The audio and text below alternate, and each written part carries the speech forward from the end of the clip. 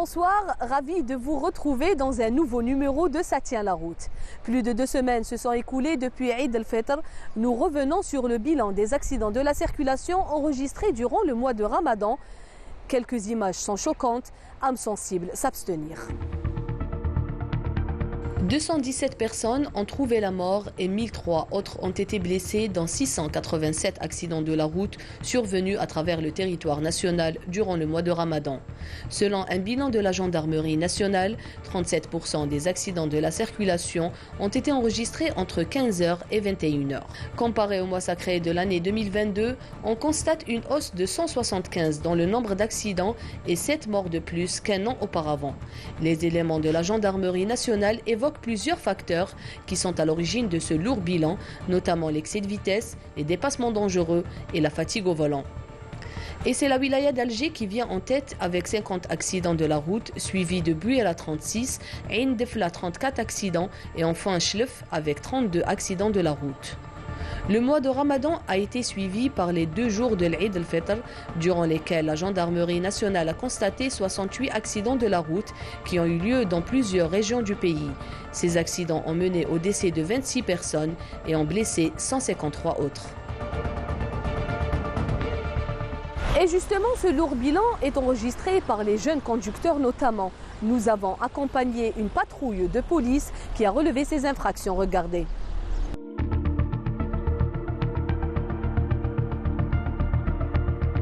Excès de vitesse, manœuvres dangereuses, circulation sur la ligne jaune ou encore utilisation manuelle du téléphone mobile. Ce sont là les infractions qui reviennent le plus souvent. Les automobilistes, notamment les plus jeunes d'entre eux, sont fortement impliqués dans les accidents de la route, nous dit le divisionnaire de police Rachid Ghazli.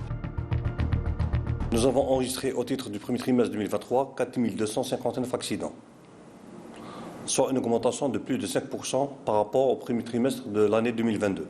Nous avons constaté que la tranche d'âge entre 18 et 24 ans, on a enregistré durant le premier trimestre 782 jeunes impliqués dans les accidents, soit un taux de 16%. Pour ce qui est des 25-29 ans, 669, soit un taux de 14,30%. La tranche des 30-39 ans, elle est de 25,89%, soit 1211 conducteurs qui sont impliqués. Donc la tranche la plus élevée est celle des 30-39 ans, ensuite celle des 40 et 49 ans.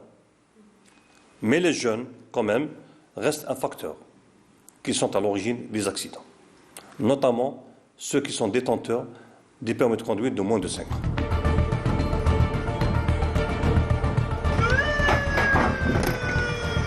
Nous avons accompagné une brigade mobile de la police nationale lors d'une patrouille dans la capitale. Il aura fallu à peine quelques minutes de patrouille pour que les agents de police relèvent ces infractions. إذن بعد فحص الوثائق تاعك زدنا شهادة التأمين تاعك لاسيرونس. الوثائق تاعك سارية المفعول، يعني شكرا. شهادة التأمين تاعك سارية مفعول. أثناء قيامك بسياقة المركبة تاعك هذه راك درت مناورات خطيرة، ورغم أنت سائق سيارة أجرة الله يبارك تمثل القانون أكثر. مرحبا تفضل. علاش تمك محطة ولا قد دخلت وخرجت هذا على حال السائق المحترم هذا مش مبرر هذا. راك درت شرعة مفرطة ومناورات وأنت راك تمثل وراك تربد أشخاص إلى غير ذلك تثبت القانون. أنت راك هو بيت الأمان للمواطن تاعك. إذا ضبط في المناورة الخطيرة. دخلت وخرجت هذا ما تاعك غير مقبول. شكرا. سعد تفضل.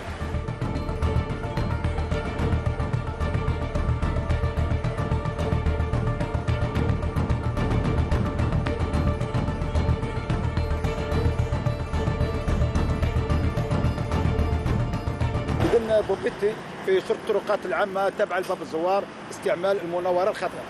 تفضلي عندك المخالفة تاعك هذه تسوقي بها 10 أيام تتقدمي المصلحة تاع باب الزوار باش تسد المخالفة تاعك. Ce jour-là, ce sont les manœuvres dangereuses qui étaient à l'honneur. Sur la route moutonnière, ce jeune conducteur s'est vu arrêté par cette patrouille de police. سبب الوقوف تاعك عندك مناورة خطيرة. وراك زايد مخالفة ثانية استعمال البلاستيكات كيميائي. صحيح. إذن راح ناخذ معك الإجراءات. قال لي عندك مناورة خطيرة وعنده الحق يعني انا كنت مزلوب شويه كنت مزلوب ويخدم فيه خدمته وربي يعاونه. Il y a des facteurs qui sont d'origine d'apprentissage, il y a une certaine maturité aussi qui doit suivre, il y a également une méconnaissance des risques. Assoiffés d'adrénaline, les jeunes abusent souvent du champignon, ce qui provoque des accidents parfois mortels. Pour freiner ces jeunes, une solution a été proposée par le commissaire Razli. La formation telle qu'elle est, elle est efficace, c'est sûr, mais elle doit être également renforcée par le multimédia. Je m'explique. Maintenant, si un jeune ne connaît pas ce que c'est qu'un tonneau, n'est pas passé par un simulateur, il ne va pas connaître ce que c'est qu'un tonneau, il ne va pas connaître ce que c'est qu'un accident. Donc le simulateur et le multimédia vont faire que ce jeune est imprégné dans une simulation des risques qu'il va encourir en dépassant la vitesse qu'il doit respecter.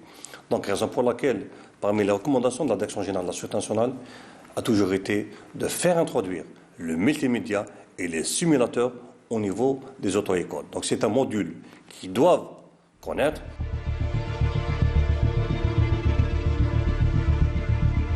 Transition toute faite, les simulateurs de pilotage peuvent être un moyen pour apprendre à gérer une voiture lors d'un dérapage. Nous vous invitons aujourd'hui à découvrir une nouvelle discipline sportive, le drift. Il est 17h, Djeber Ouznadji a rendez-vous avec ses amis dans cette salle de jeu. Des personnes avec qui il partage la même passion, le drift. Cette salle équipée de simulateurs de pilotage a été créée il y a quelques années.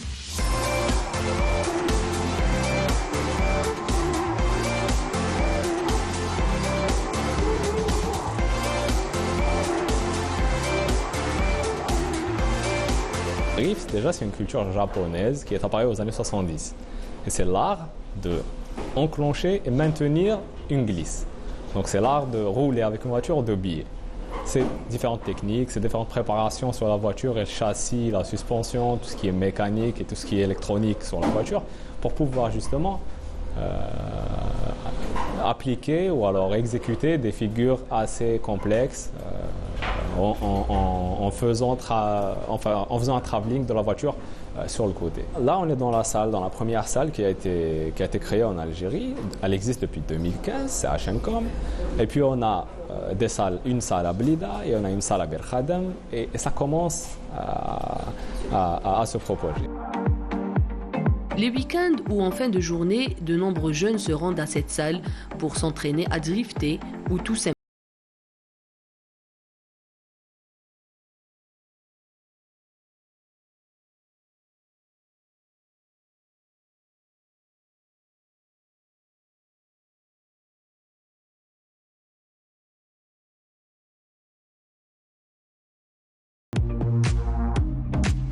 Sim racing, c'est le fait de faire la course sur des simulateurs de pilotage ou alors de conduite.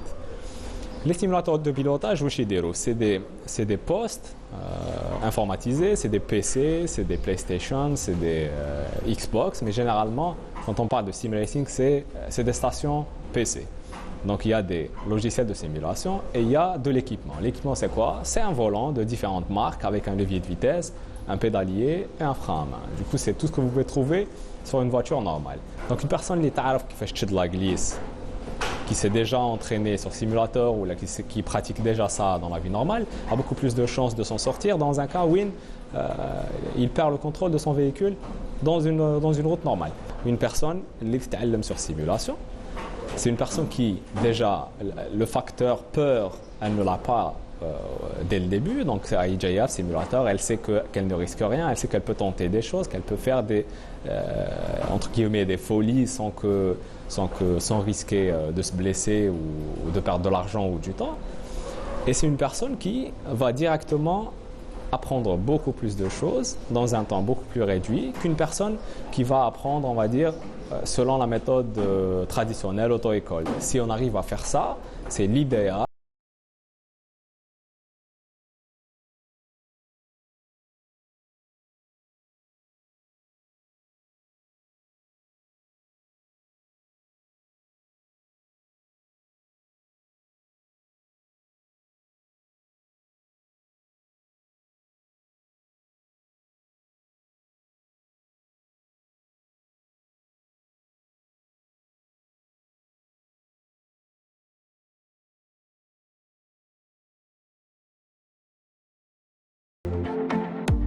L'Algérie dispose de bons pilotes, mais qui peinent à exercer leur passion en toute sécurité.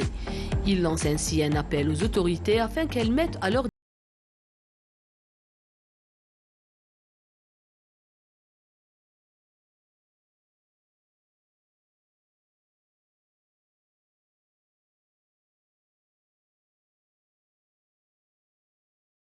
découverte des vrais plaisirs de la glisse. Mais pas seulement, vous apprendrez à mieux contrôler votre véhicule, alors n'attendez plus.